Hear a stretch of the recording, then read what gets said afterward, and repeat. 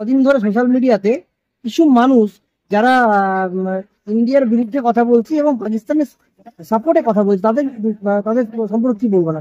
নরসাদটা দেখা গেল হঠাৎ করে সিজ ফায়ার, সেখানে মধ্যস্থতা করলো আমেরিকা।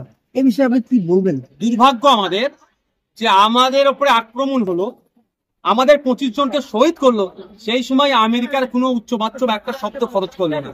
আমরা যখন আমাদের সেনারা যখন বীরত্ব দেখিয়ে আমাদের সেনাবাহিনীর মধ্যে 2 জন মহিলা অফিসারের নেতৃত্বে যেভাবে পাকিস্তানের ঢুকে ওখানকার জঙ্গি কার্যকলাপ যারা করে, সেই যখন ঘাঁটি আমরা ঘুরিয়ে দিয়ে আসলাম এবং পরবর্তী পদক্ষেপের জন্য পাকিস্তান সরকারকে এই বার্তা দেওয়ার জন্য তোমার ওখানে জঙ্গি চাষ বন্ধ করো, নাহলে কিন্তু আমরা এই লড়াই থেকে পিছ পাবো না।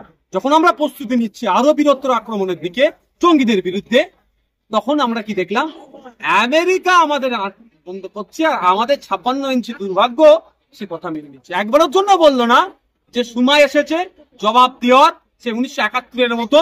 তখন আমেরিকান প্রেসিডেন্ট বলেছিল আমাদের প্রেসিডেন্ট আমাদের প্রধানমন্ত্রীকে, কিন্তু প্রতি উত্তর কি দিয়েছিল, সেই দেওয়ার মতো সাহসটা দেখাতে পারলেন। তারা একটা জিনিস দেখা যাচ্ছে কদিন ধরে সোশ্যাল মিডিয়াতে কিছু মানুষ যারা ইন্ডিয়ার বিরুদ্ধে কথা বলছে এবং পাকিস্তানের সাপোর্টে কথা বলছে তাদের তাদের সম্পর্কে কি বলবো না। দু টাইপের মানুষকে একটাও ছাড়াবে না। একটা হচ্ছে যারা আমার দেশে থাকবে, দেশ বিরোধী কথা বলবে, দেশকে তাদের কথাই দেশ দুর্বল হোক, মানে মানসিকতা দুর্বল হতে পারে, তাদের ছাড় নয়। আর একটা শ্রেণীর মানুষকে যারা দেশের মধ্যে থেকে দেশের মানুষের সাথে লড়াই করে দেশকে দুর্বল করার চেষ্টা করছে, তাদের বিরুদ্ধে লড়াই সংগ্রাম আমাদের জারি থাকে।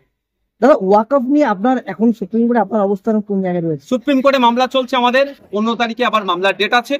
আইনি লড়াই চলবে এবং সাথে সাথে মাঠে ময়দানে শান্তিপূর্ণ ধর্মনিরপেক্ষতা বজায় রেখে আমাদের এই গণতান্ত্রিক প্রক্রিয়াতে এই লড়াই চলবে। কেউ যদি বলে দেয় যে এখানে আন্দোলন করা যাবে না, তার কথা আমরা শুনবো না। সে রিকোয়েস্ট করতে পারে, রিকোয়েস্টটা কি করতে পারে, যে আন্দোলন যেন শান্তিপূর্ণ হয়। সবসময় আমরা চাইবো আন্দোলন শান্তিপূর্ণ হোক, অশান্তি দিয়ে হিংসা দিয়ে কোনো সমস্যার সমাধান হয় না। কিন্তু কেউ যদি মনে করে রাজা আর বাকি সব প্রজা এই আচরণ করলে, এই আচরণকে আমরা মানবো না।